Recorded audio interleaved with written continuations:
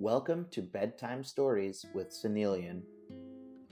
If you enjoy the podcast, don't forget to subscribe, like, and share with all your friends and family, or on social media. If you have any requests for stories that you would like to hear on this podcast, feel free to send me a message. Now I'd like you to get into a comfortable position. Lie down in bed or sit in your sofa and let go of all the stresses of the day. Let's relax, breathe, and enjoy tonight's story.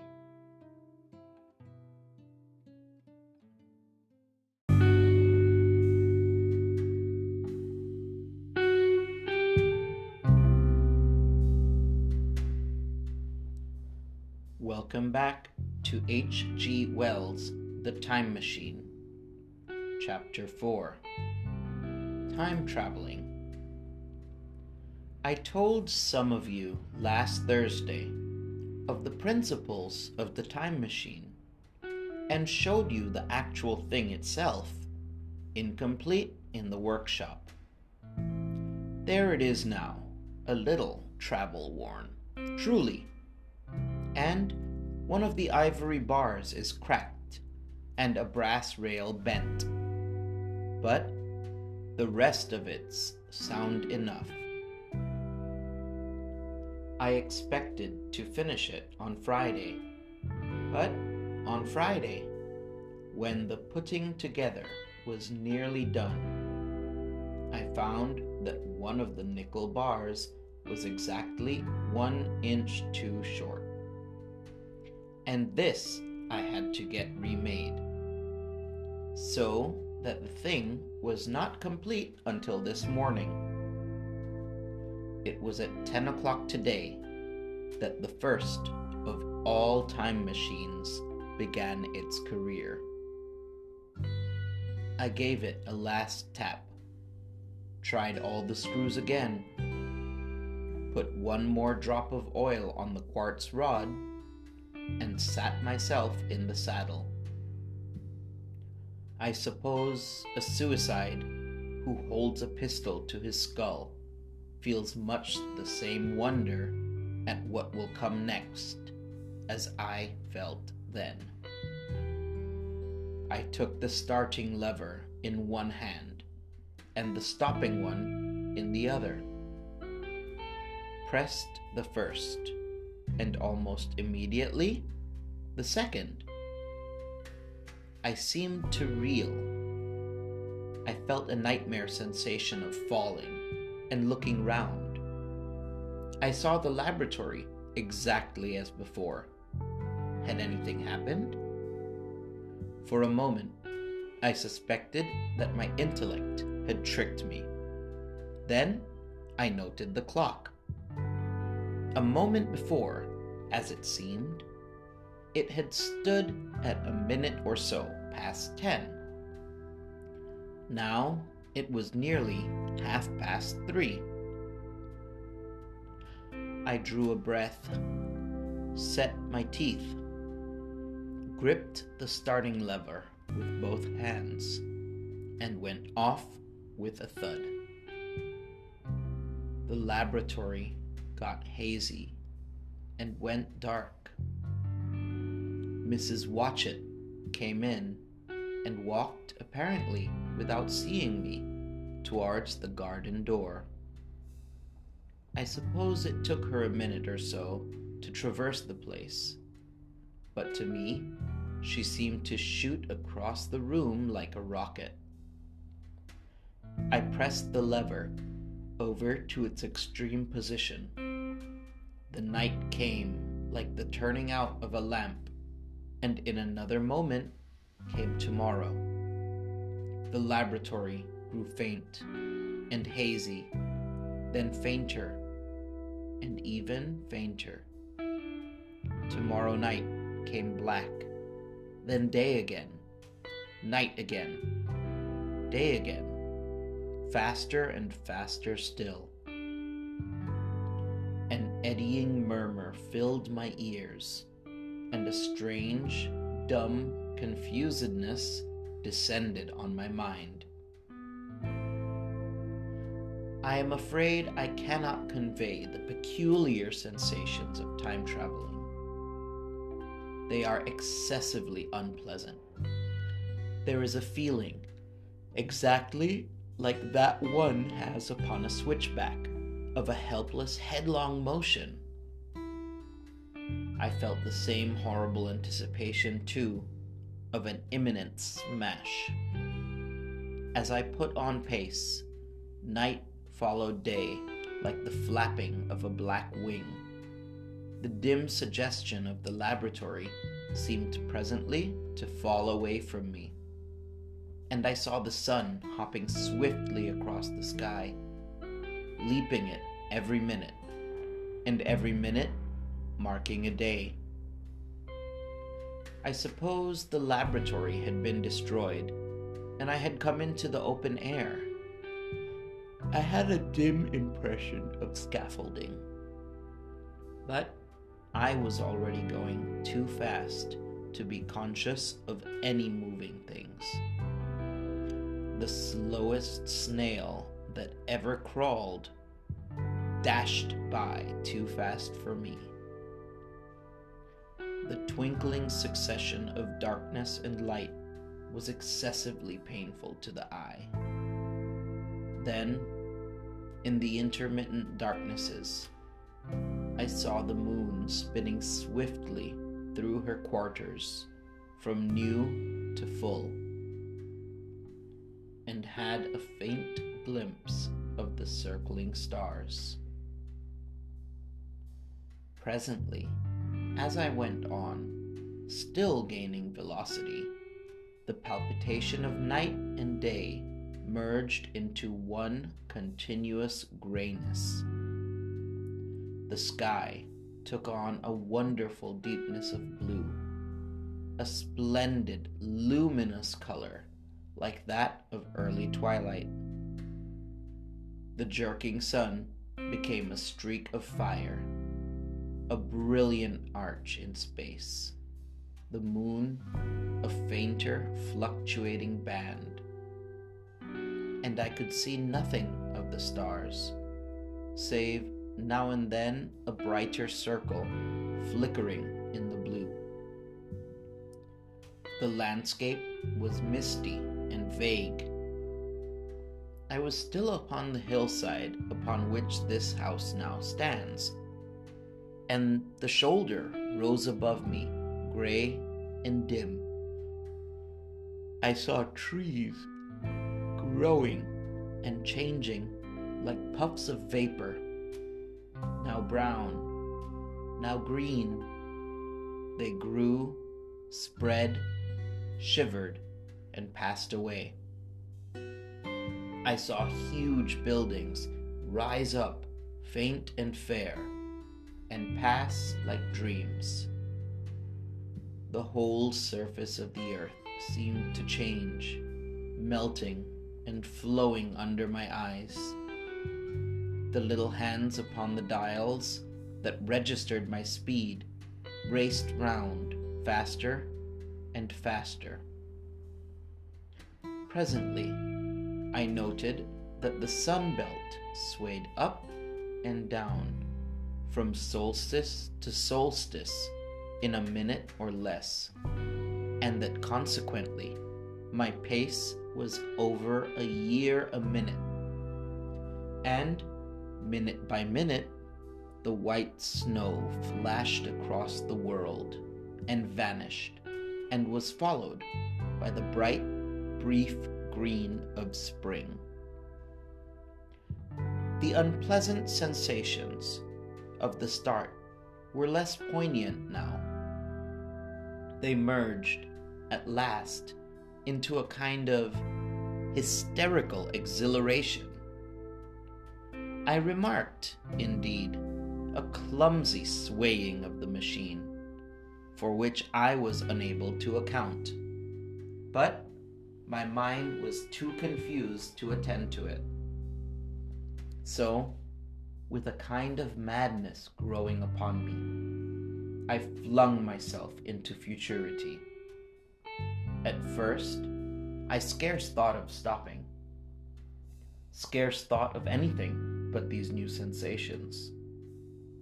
But presently, a fresh series of impressions grew up in my mind.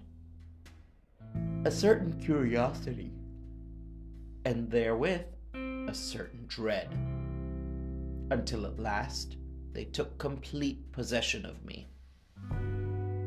What strange developments of humanity, what wonderful advancements upon our rudimentary civilization, I thought, might not appear when I come to look nearly into the dim, elusive world that raced and fluctuated before my eyes.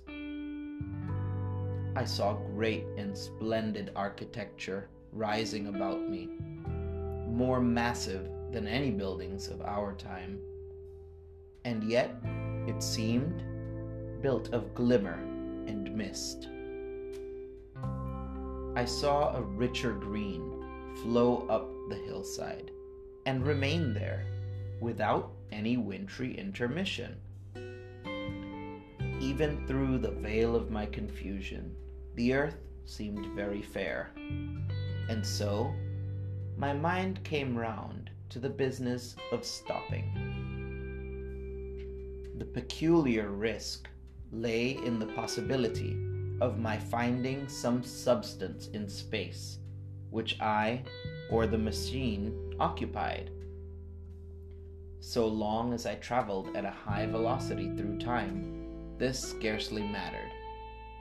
I was, so to speak, attenuated, was slipping like a vapor through the interstices of intervening substances.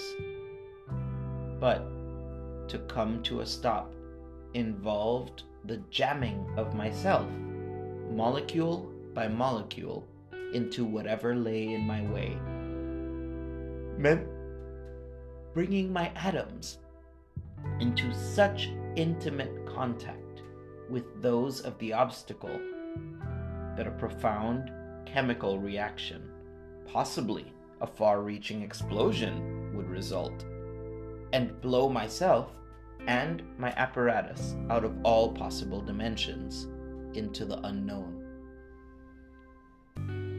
This possibility had occurred to me again and again while I was making the machine, but then I had cheerfully accepted it as an unavoidable risk. One of the risks a man has got to take.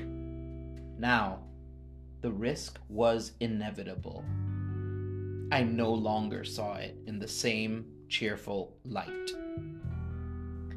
The fact is that, insensibly, the absolute strangeness of everything, the sickly, jarring, and swaying of the machine, above all, the feeling of prolonged falling, had absolutely upset my nerves.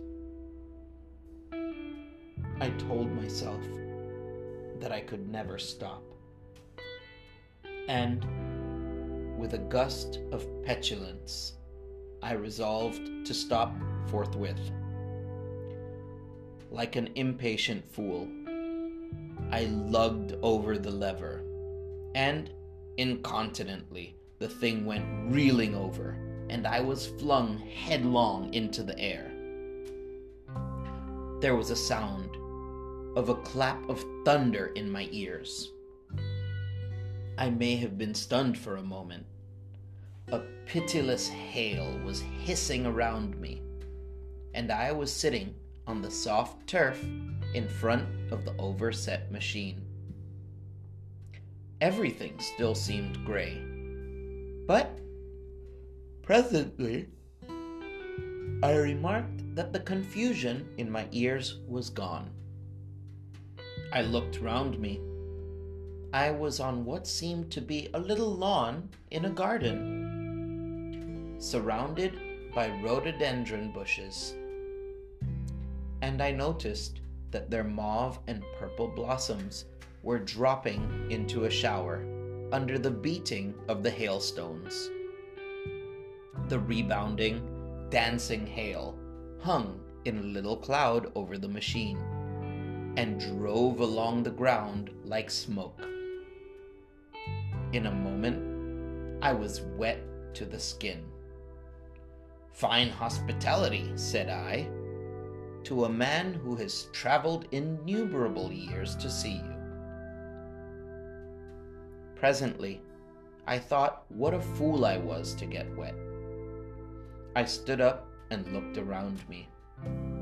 A colossal figure, carved apparently in some white stone, loomed indistinctly beyond the rhododendrons through the hazy downpour. But all else of the world was invisible. My sensations would be hard to describe. As the columns of hail grew thinner, I saw the white figure more distinctly. It was very large, for a silver birch tree touched its shoulder. It was of white marble, in shape something like a winged sphinx. But the wings, instead of being carried vertically at the sides, were spread so that it seemed to hover. The pedestal, it appeared to me, was of bronze and was thick with verdigris. It chanced that the face was towards me. The sightless eyes seemed to watch me. There was the faint shadow of a smile on the lips. It was greatly weather-worn, and that imparted an unpleasant suggestion of disease. I stood looking at it for a little space, half a minute perhaps, or half an hour. It seemed to advance and to recede as the hail drove before it, denser and thinner. At last, I tore my eyes from it for a moment and saw that the hail curtain had worn threadbare, and that the sky was lightening with the promise of a sun. I looked up again at the crouching white shape, and the full temerity of my voyage came suddenly upon me. What might appear when the hazy curtain was altogether withdrawn? What might not have happened to men? What if cruelty had grown into a common passion? What if in this interval, the race had lost its manliness and had developed into something inhuman, unsympathetic, and overwhelmingly powerful? I might seem some old-world savage animal, only the more dreadful and disgusting for our common likeness. A foul creature to be incontinently slain. Already, I saw other vast shapes, huge buildings with intricate parapets and tall columns, with a wooded hillside dimly creeping in upon me through the lessening storm. I was seized with a panic fear. I turned frantically to the time machine and strove hard to readjust it. As I did so, the shafts of the sun smote through the thunderstorm. The gray downpour was swept aside and vanished, like the trailing garments of a ghost. Above me, in the intense blue of the summer sky, some faint brown shreds of cloud whirled into nothingness. The great buildings about me stood out clear and distinct, shining with the wet of the thunderstorm, and picked out in white by the unmelted hailstones piled along their courses. I felt naked in a strange world, I felt as perhaps a bird may feel in the air, knowing the hawk wings above will swoop. My fear grew to frenzy. I took a breathing space, set my teeth, and again grappled fiercely, wrist and knee with the machine. It gave under my desperate onset and turned over. It struck my chin violently. One hand on the saddle, the other on the lever. I stood, panting heavily, in attitude to mount again. But with this recovery of a prompt retreat, my courage recovered. I looked more curiously and less fearfully at this world of the remote future. In a circular opening, high up in the wall of the nearer house, I saw a group of figures clad in rich, soft robes. They had seen me, and their faces were directed towards me. Then I heard voices approaching me. Coming through the bushes by the white sphinx were the heads and shoulders of men running. One of these emerged in a pathway leading straight to the little lawn upon which I stood with my machine. He was a slight creature, perhaps 4 feet high, clad in a purple tunic, girdled at the waist with a leather belt. Sandals, or buskins, I could not clearly distinguish which, were on his feet. His legs were bare to the knees, and his head was bare. Noticing that, I noticed for the first time how warm the air was. He struck me as being a very beautiful and graceful creature, but indescribably frail. His flushed face reminded me of the more kind, beautiful, consumptive, that hectic beauty of which we used to hear so much. At the sight of him, I suddenly regained confidence. I took my hands from the machine. Thank you for listening. We'll see you next time when we do Chapter 5 of H.G. Wells' The Time Machine, in the Golden Age.